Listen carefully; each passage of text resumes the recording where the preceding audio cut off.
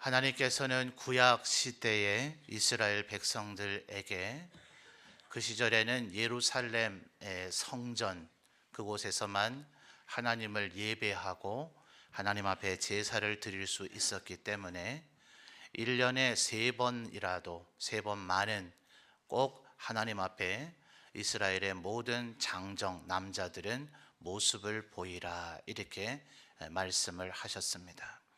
그래서 저 멀리 북방의 단에서부터 남방의 브엘세바에 이르기까지 모든 유대의 남자들은 가장들이겠죠. 한 가정을 책임지는 그 대표자들은 하나님 앞에 예물을 들고 하나님을 예배해야만 했었습니다. 이제 그때가 이제 구약의 절기로는 유월절 그리고 초실절 그리고 수장절 이렇게 불려지는 3번의 절기입니다. 이 모든 절기들은 하나님과 우리 하나님의 백성들이 어떠한 관계에 있는가 하는 것을 잊지 않도록 하는 데에 그 의미가 있다 할 것입니다. 여러 가지 다각적인 복합적인 의미가 있겠지만 첫 번째 유월절은 이스라엘 백성들이 애굽에서 노예로 살고 있다가 이 마지막 10번째의 재앙, 하나님께서 천사를 보내셔서 애굽의 모든 맏아들들과 그리고 짐승의 첫 번째 태어난 수컷까지도 죽이게 되는 심판을 애굽에 행하실 때에 이스라엘 백성들은 어린 양을 잡아서 그 피를 문설주와 임방에 뿌리고 그 피가 발려 있는 건물 안에 들어가서 이제 마지막 애굽을 탈출하기 위한 그 마지막 밤을 보내게 됩니다.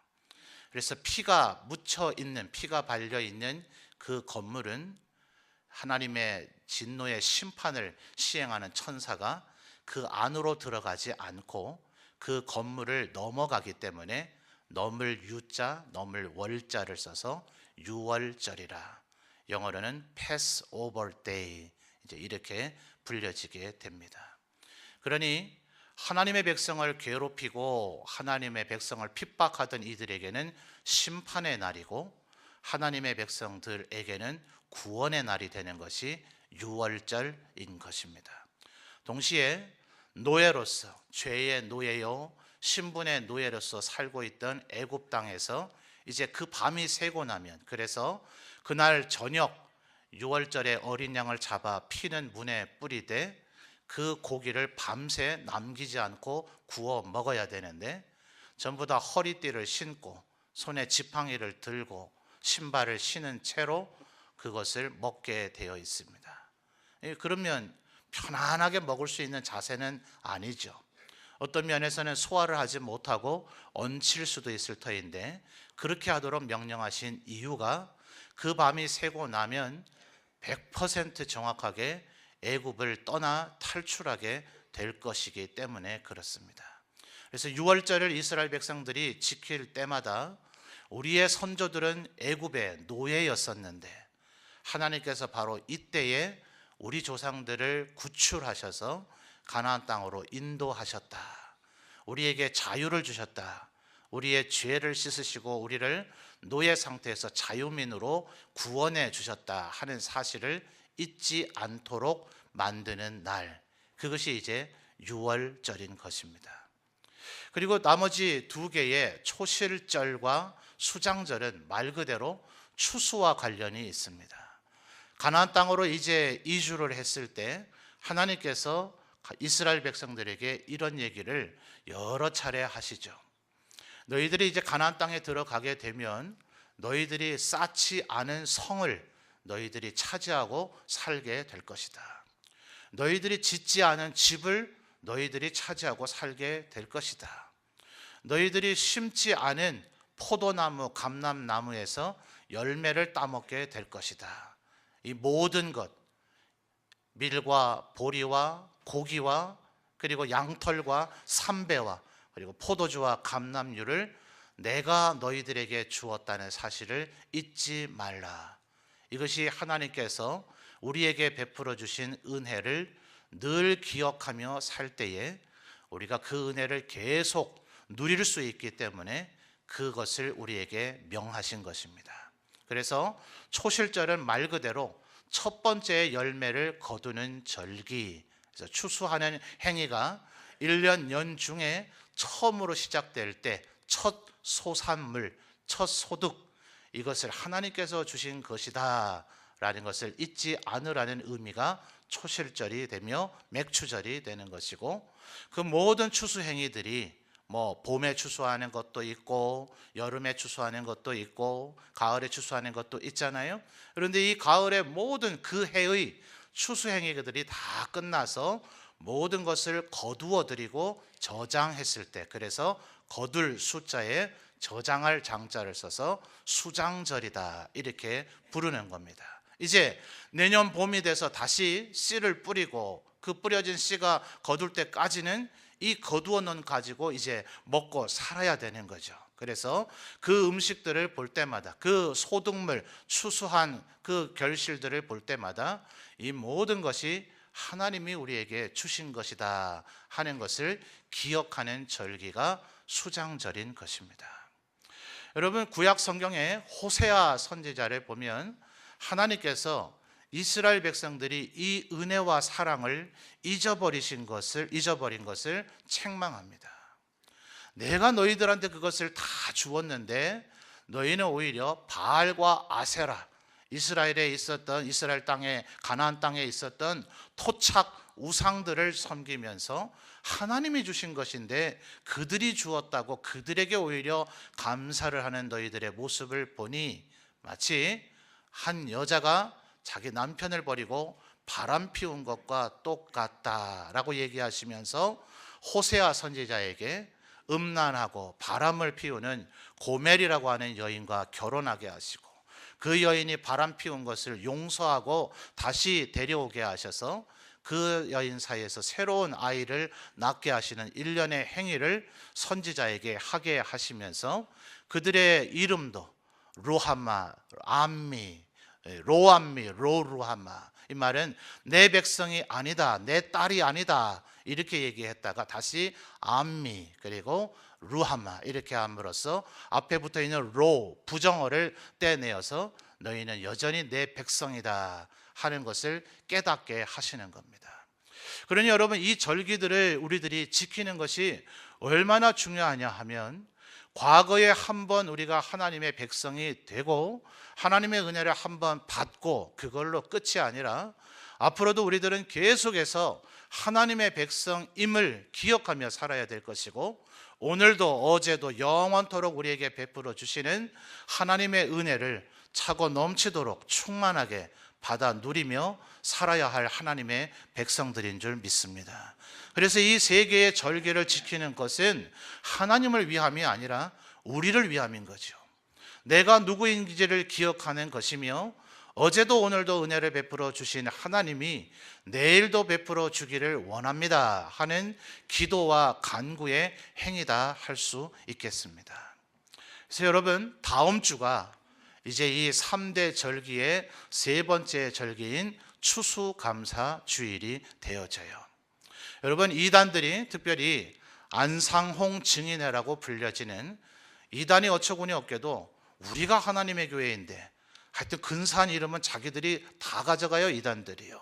나중에 하나님께서 천국을 완성하시면 계시록 21장 22장을 보면 새 하늘과 새 땅을 열 것이다 라고 얘기하시니, 이단들이 그걸 또 쏙 빼가지고 한자로 옮겨서 뭐라 그래요? 신천지. 이게 이제 이단이에요. 또 우리들이 하나님의 이제 이 은혜를 알고 모든 사람들이 어떻게 살아야 되는지를 알아야 되니, 이 세상에 하나님을 모르는 사람들에게 어떻게 살아야 되는지를 알려주라 하는 것이 마치 옛날 고대의 성벽에서 경비를 쓰는 파수꾼과 같기 때문에, 또 여호와의 증인들이 이 단어를 쏙 빼가지고 자기들이 파수꾼이다 이렇게 이야기를 해요. 또 다락방이라고 하는 이단들은 성경을 보면 하나님의 말씀을 불순종했던 이 이스라엘 백성들이 마치 큰 아름드리 나무가 하나님 앞에 벌을 받아서 도끼에 찍혀서 쓰러지는 것처럼 나무가 베어짐을 당한다 할지라도 그 밑에 뿌리가 있는 구루터기가 남아있기 때문에 그 구루터기에서 새로운 싹이 돋아나서 하나님의 백성들이 여전히 번성하게 될 것이다 할 때에 그 밑에 뿌리가 있는 그 밑둥 아름드리 그 구루터기, 이것을 성경에서의 표현으로 남은 자들이라 그래요. 이걸 또 영어 단어로 하면 remnant, 남은 자들이에요. 그래서 이 단들이 이 단어도 또 쏙 빼가서 그렇게 써먹습니다. 자, 어쨌든 여러분들이 무슨 단어를 쓰는 것들이 이단인가, 왜 그들은 그런 단어를 쓰는가 하는 것들을 아시라고 지금 보충 설명을 한 것이고요. 그 하나님의 교회, 우리가 하나님의 교회인데 오히려 안상홍을 재림예수라고 믿고 있는 그들이 하나님의 교회라고 칭하면서 그들이 우리 선량하게 예수님을 잘 믿고 있던 여러분에게 제일 처음에 접근하는 첫 마디들이 10중 8구 대부분 이것입니다. 당신이 출석하는 교회는 유월절과 초실절과 수장절을 지킵니까? 이렇게 해서 여러분을 뿌리채 흔들어 놓고 현혹해서 이단에게로 끌고 갑니다. 자, 여러분에게 여쭤보겠습니다. 유월절, 수장절, 초실절 지킵니까? 안 지킵니까? 대답 소리가 한 10분의 1도 안 됐던 것 같죠? 지킵니까? 안 지킵니까? 지킵니다, 여러분. 여러분, 유월절이 바로 뭐라 그랬어요? 하나님의 백성들을 하나님께서 애굽의 압제에서 구원하신 것. 그 유월절에 하나님의 어린 양 되신 예수 그리스도께서 죽으셨다가 부활하셨습니다. 그래서 유월절의 어린 양은 해마다 잡아야 돼요. 그 어린 양은 사람들이 죄를 지었을 때마다 또 잡아야 됩니다. 그래서 하나님 앞에 늘 번제와 화목제, 속건제 등의 제사들을 드려야 되기 때문에 히브리서에서의 설명처럼 가장 완전하신 대제사장이신 예수님, 그리고 그 스스로가 가장 온전한 제물이 되신 하나님의 어린 양이신 예수님께서 영원한 단 한 번의 제사로 우리들의 모든 죄를 씻으시고 우리를 구원하셨기 때문에 이제는 더 이상 우리가 유월절, 불완전한 유월절을 지키지 아니하고 온전한 부활주의를 지키게 되는 것입니다. 그래서 예수님이 우리를 위해서 이루신 그 제사, 완벽하기 때문에 더 이상 우리는 번제나 화목제 같은 걸 드리지 않습니다. 그런데 캐톨릭은 피가 없는 제사로도 드려야 된다라는 의미에서 미사라는 것을 여전히 드려요. 그러므로 그들은 예수 그리스도의 죽음을 불완전한 것으로 만드는 거기 때문에 500년 전 우리의 믿음의 선조들이, 그 외에도 여러 가지 이유가 있습니다만, 캐톨릭은 하나님의 바른 신앙에서 벗어났다 해서 교회를 개혁해서 개신교회를 세우는 것입니다. 그러니 여러분, 우리가 이 사실을 기억하는 것이 대단히 중요하죠. 예수님께서 우리를 위해서 이루신 제사, 영원한 단 한 번, 그래서 줄여서 영단번의 제사라 합니다. 한번 따라해 볼까요? 영단번 제사. 이 사실을 꼭 기억하셔서 유월절이네 어쩌네 하는 이런 말에 현혹되지 마시고, 우리는 우리의 모든 죄를 씻으시고 우리를 구원하신 예수 그리스도의 그 부활의 승리의 날, 부활주의를 지킨다. 이것을 기억하시는 여러분이 되시기를 바랍니다. 여러분, 초실절과 수장절은 이스라엘의 추수의 절기와 관련이 있어요. 근데 이것이 전 세계로 우리 기독교의 신앙이 퍼져나가면서 나라마다, 동네마다, 지역마다 위도에 따라, 경도에 따라 추수하는 계절과 시절이 같아요, 달라요? 다릅니다. 그래서 이스라엘인들이 지키고 있는 초실절의 그 날, 이스라엘의 달력 체계로 몇 월 달 며칠에 지키라 날짜가 지정이 되어져 있어요.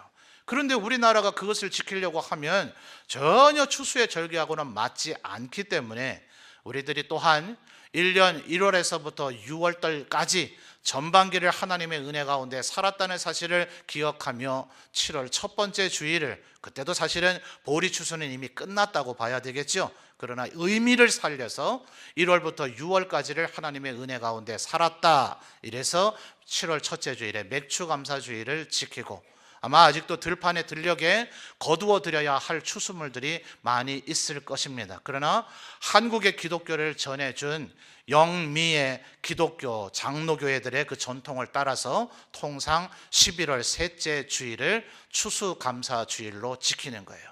한국 기독교회가 이 날을 지키는 것은 우리에게 복음을 전해준 선교사님과 그 모 교회를 향한 고마움을 잊지 않는다는 또한 숭고한 정신이 깃들어져 있는 것입니다. 그러므로 사랑하는 성도 여러분, 다음 주일 우리 추수감사주일을 지키며 우리가 성찬도 받게 될 터인데, 우리들 정말 참 분주하고 이 죄악이 관영하고 하나님의 말씀을 순종하지 않고 일그러지고 어그러진 이 세상 사람들과 뒤섞여 살다 보면 때때로 우리들 연약해서 범죄할 때도 있고 하나님 말씀대로 순종하지 못할 때도 있지 않습니까? 그러나 이 한 주간만은 여러분 성찬을 받기에 합당한 우리들이 되기 위하여 더욱더 기도하고 더욱더 경건하게 의롭게 하나님 말씀대로 살고자 힘쓰며 애쓰시는 우리 모든 성도들이 되시기를 주님의 이름으로 축원합니다. 그래서 여러분 오늘 주보의 간지로 아까 우리 장로님 광고하실 때도 말씀해 주셨습니다만 간지 한번 뺏어 볼까요? 무엇을 적으라고 되어져 있어요? 주보 사이에 뭐 성경 문제도 있기 때문에 여러 장 들어가 있는지 모르겠습니다만 한번 타이틀 제목을 읽어볼까요? 시작.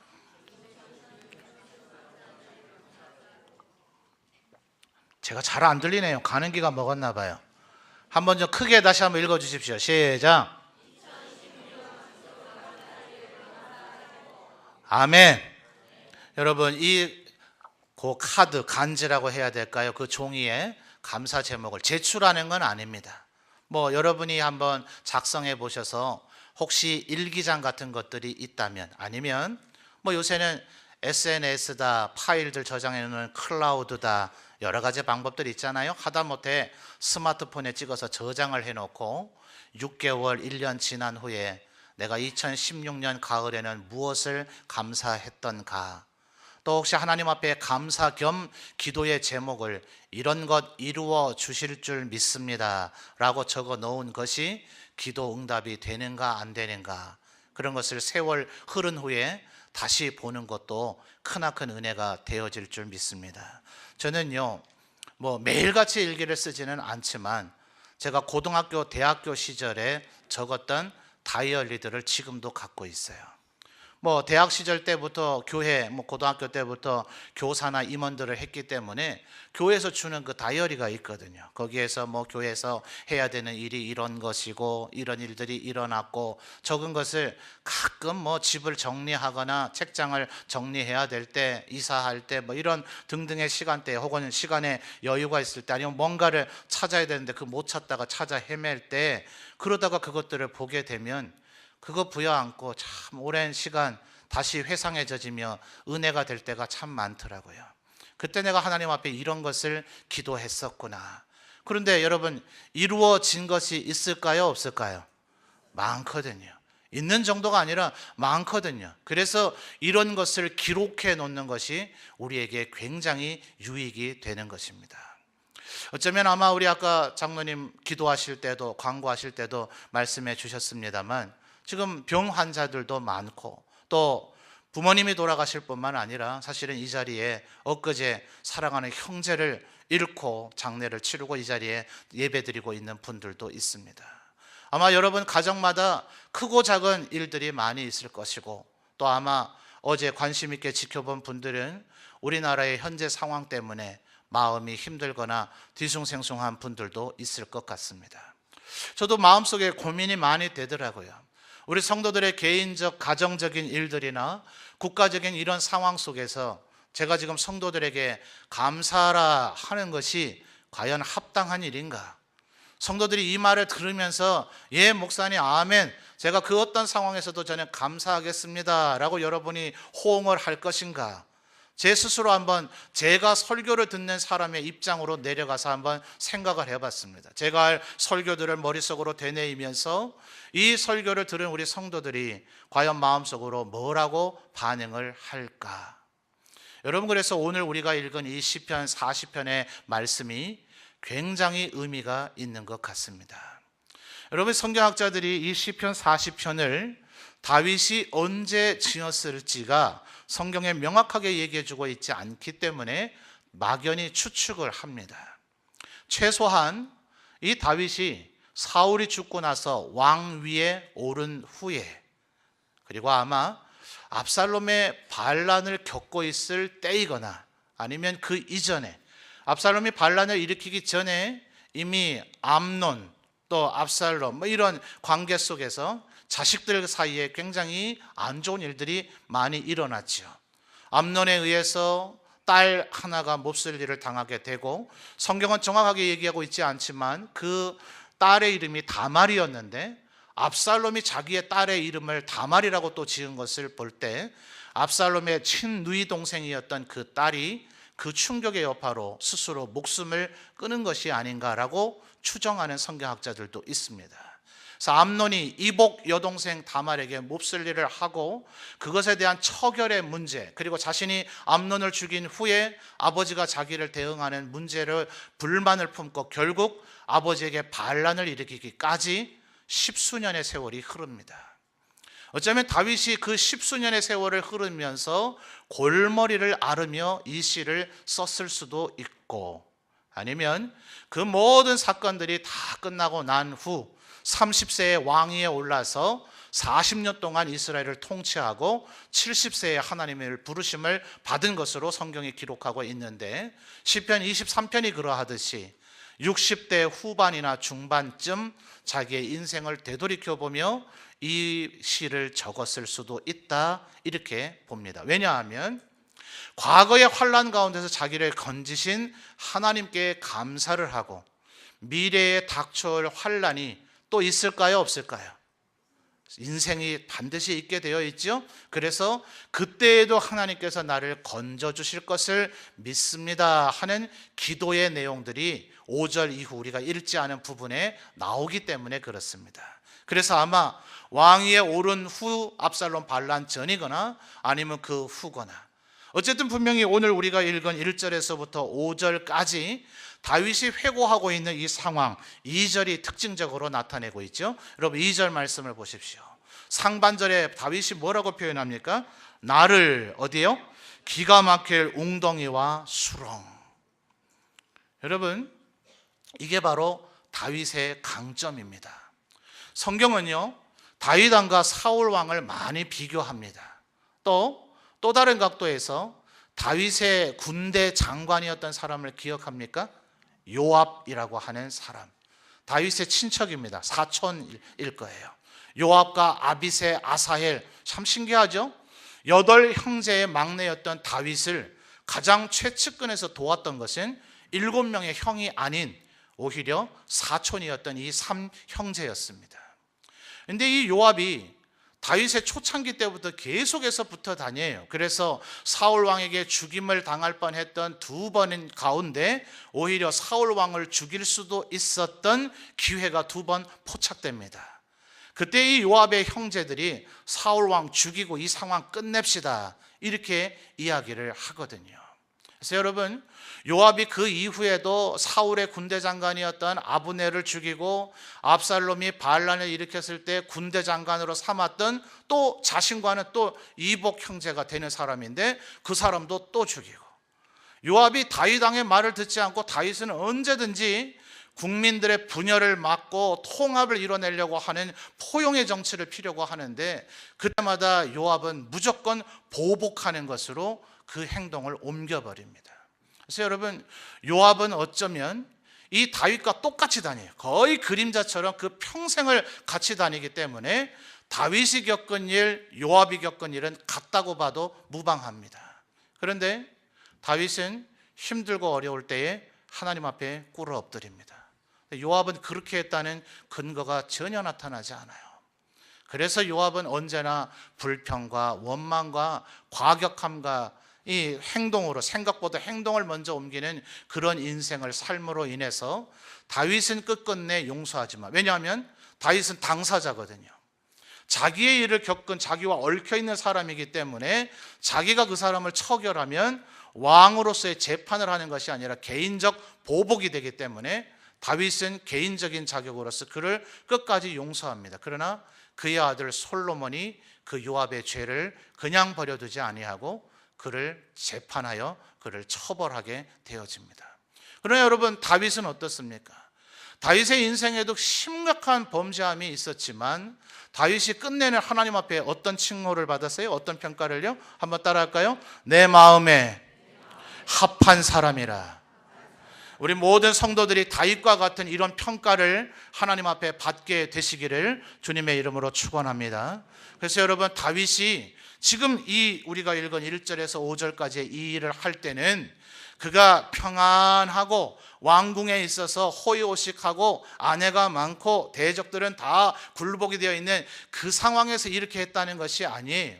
가장 힘들고 어려울 때, 언제 사울에 의해서 목숨을 잃을지 알지 못하는 시절에, 우리 금요일 저녁 기도회 때도 살펴봤지만 다윗 옆에 있는 600명은 나중에 압살롬이 반란을 일으킬 때는 끝까지 다윗왕 곁을 떠나지 아니하는 친위 부대가 되지만, 이때에 이들은 아둘람 굴에서 다윗에게 모여들 때에 성경은 그들에 대한 특징을 평가하기를 이스라엘 안에서 불량배들이었다, 아주 몹쓸 사람들이었다, 말하자면 성격과 행동이 아주 거친 사람들이었다는 거예요. 다윗왕의 말을 잘 들었을까요? 안 들었을까요? 어제 우리 그제 금요일 저녁에 살펴본 대로 아말렉 사람들에게 심각한 피해를 입자 전부 다 하나같이 일어나서 다윗을 돌로 쳐서 죽이자 했던 것이 이 600명이라고요. 사울에게 언제 목숨을 잃을지도 알지 못하는 그 도망다니는 세월을 살고 있는데 옆에 있는 600명도 말을 듣지 않아요. 가장 옆에 있는 사촌이라고 하는 요압은 거칠기가 그지없어요. 다윗을 늘 조롱하고 비웃고 했었을지도 몰라요. 그래서 여러분, 3절과 4절을 보면 그 뉘앙스와 그런 정황이 드러나고 있는 겁니다. 다윗의 강점이 뭐냐 하면 그는 힘들고 어려울 때 하나님 앞에 뭐 했다고요? 3절 첫 단어는 뭐예요? 새 노래, 하나님께 올릴 찬송을 내 입에 두셨기 때문에 그 다음에 많은 사람이 보고 두려워하여 여호와를 의지하는 결과를 갖게 됐단 말입니다.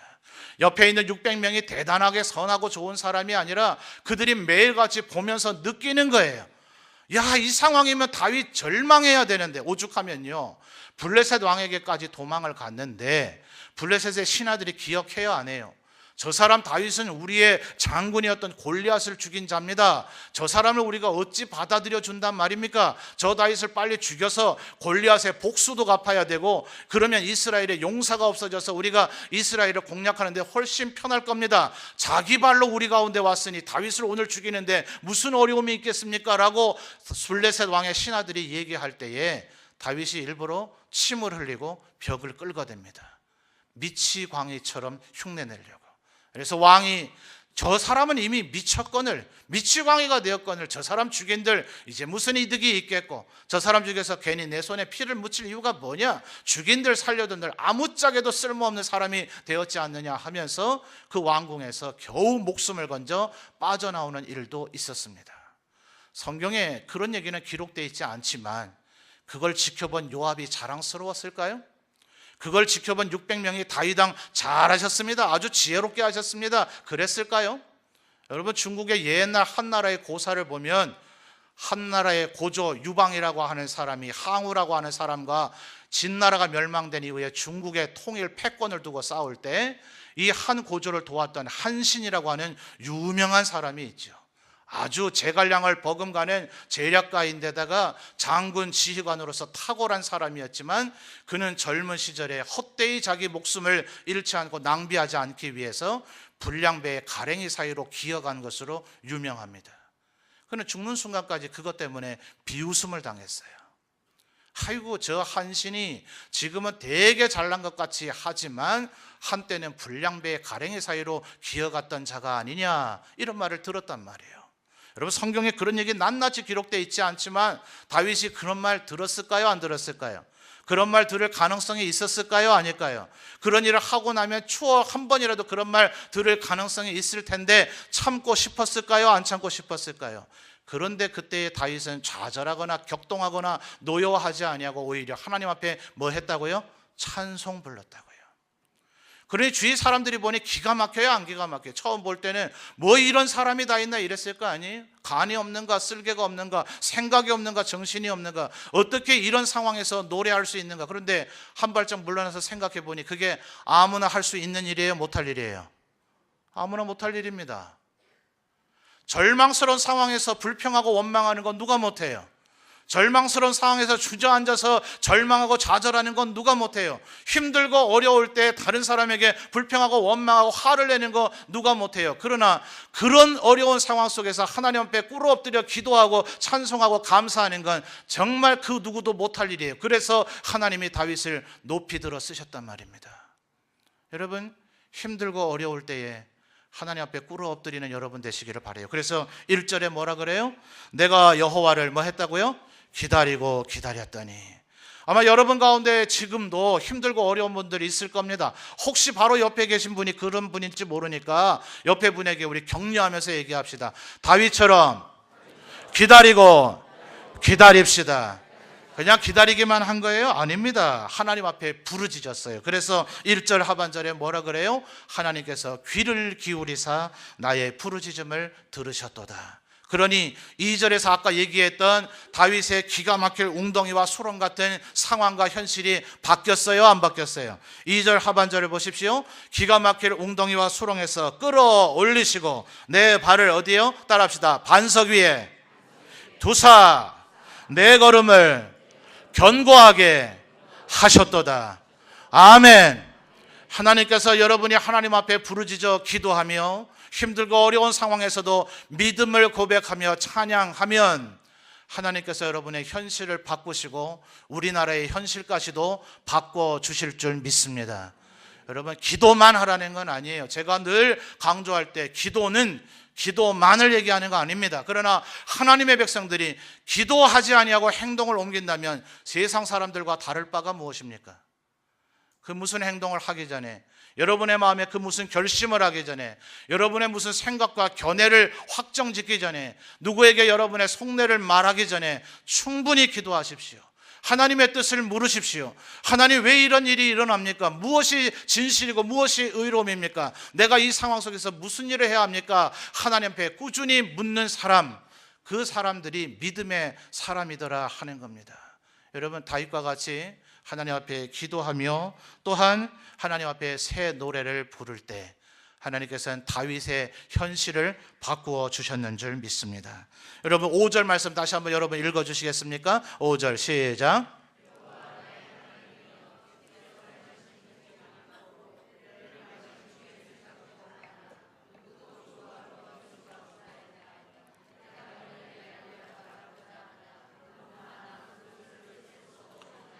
아멘. 여러분, 기도하는 것과 찬양하는 것 못지않게 다윗에게 이 부분이 힘들고 어려운 상황에서도 다윗을 견뎌내게 하고 이겨내게 한 원동력인 줄 믿습니다. 여러분, 그래서 이번 주간 아까도 말씀드렸지만 2016년 추수감사주일 감사 제목, 지금까지 살아오면서 꼭 7월 1일 이후에 11월 13일 이 기간까지 뿐만 아니라 지금까지 살아오면서 하나님이 여러분에게 어떠한 은혜를 베풀어 주셨는가를 한번 되돌이켜 보십시오. 거기에서 다윗의 믿음이 견고해집니다. 어제 은혜 베풀어 주셨던 하나님이, 오늘 나를 돌봐주시는 하나님이, 그럼 그 다음에 무슨 믿음이 생깁니까? 한번 따라 할까요? 내일도 나를 지켜주실 줄 믿습니다. 아멘. 아멘. 그 믿음이 생겨나는 원동력이 바로 여기에 있는 겁니다. 여러분, 바울도 이런 얘기를 해요. 기도조차 할 소망까지도 끊어졌다. 살 소망도 끊어졌다. 힘들고 어려울 땐 정말 기도조차도 하기가 쉽지 않습니다. 그럴 때 여러분 기도하십시오. 또한 찬양하십시오. 찬양을 그냥 익숙하면 우리가 건성으로 부르는 노래가 될 수 있기 때문에 때때로 찬송가를 펴놓고 찬양집을 펴놓고 스마트폰으로 CCM 가스펠송 악보를 찾아놓고 가사를 한번 시를 낭독하듯이 한번 읽어보십시오. 모든 믿음의 사람들의 기도이며 간구이고 간증입니다.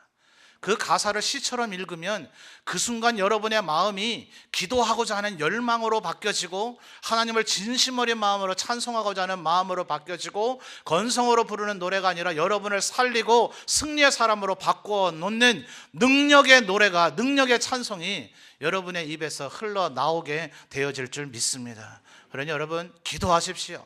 찬양하십시오. 그리고 하나님 앞에 내게 베풀어 주신 은혜가 어떠한 은혜였는가를 되돌이켜 보십시오. 그러면 우리의 인생이 바뀌고 우리의 문제가 바뀌고 우리나라의 현실이 바뀌어지게 되어질 줄 믿습니다. 여러분 언제나 이 세상에 있는 나라는 흘러가고 성세를 거듭하게 되어져 있습니다. 하나님께서 절망 가운데 있는 다니엘의 세대의 하나님의 백성들에게 보여준 것이 뭡니까? 너희들을 멸망케 하고 너희를 포로로 잡아온 이 바벨론이 대단하고 영원할 것 같지만 그들은 금의 나라와 같아서 머리 부분에서 목으로조차도 이어지지 아니하고 끊어질 것이다. 그 나라는 망할 것이다. 그 다음에 은혜 나라가 생겨나지만 그 나라도 망할 것이다. 그 다음에 노새 나라가 생겨나지만 그 나라도 망할 것이며 쇠의 나라도 망할 것이며 진흙과 철이 섞여 있는 나라도 망할 것이나 하나님의 나라는 영원하리라. 주님, 여러분 우리나라가 좋은 나라이든 나쁜 나라이든 우리가 먼저 온전한 하나님의 백성이 되지 않는다면 그것이 우리에게 무슨 의미가 있습니까? 분명히 우리나라 좋은 나라 돼야 합니다. 그 일을 위해서도 여러분이 할 수 있는 힘을 쓰시고 최선을 다하시는 여러분 되시기를 바랍니다. 그러나 때때로 안타까운 것은 우리들이 남의 어쩌고 저쩌고를 얘기하다가 정작 내가 하나님의 백성 되지 못하는 우를 범할 수 있다는 거예요. 바울 사도가 늘 그것을 기도하거든요. 나는 하나님의 일꾼이 되어져 전 세계의 교회를 세우고 하나님의 백성들에게 복음을 전했지만 이 일을 하다가 내가 나 자신을 돌아보고 살피지 못해서 내가 하나님 앞에 버림받는 자가 될까를 두려워했노라. 여러분, 바울이 믿음 없는 사람입니까? 하나님 앞에 불완전한 사람입니까? 예컨대 어떤 이가 말하기를 이 세상에 출현했던 인간 가운데 하나님이신 예수 그리스도 다음으로는 하나님 앞에 가장 충성스러운 자가 바울이 아니겠는가. 그래서 찬양 가사에서도 뭐라 그래요? 예수님처럼 바울처럼 그렇게 살 수 없을까. 근데 그 바울조차도 자기 자신을 되돌아보기를 게을리하지 않았다는 거예요. 왜요? 이 세상은 언젠가는 망하게 되어져 있는 나라입니다. 그러나 그날 의인은 믿음으로 말미암아 살아야 되기 때문에 이 세상이 무화과 나무가 없고 우리의 송아지가 없는 그날이 돼도 내가 여호와로 말미암아 즐거워하려면 내가 믿음의 사람이 되어야 하기 때문에 여러분, 나라를 위해서도 기도하십시오. 여러분이 할 수 있는 일이 있다면 하십시오. 그러나 그것과 병행해서 내 자신이 하나님의 백성됨을 잊지 아니하고 있는가? 나는 하나님을 의지하며 살고 있는가? 그분 앞에 나의 문제를 간구하며 기도하며 찬양하고 있는가? 이 한 주간 추수감사주의를 맞이하면서 경건하고 기도하며 찬양하며 보내시는 우리 모든 성도들 되시기를 주님의 이름으로 축원합니다.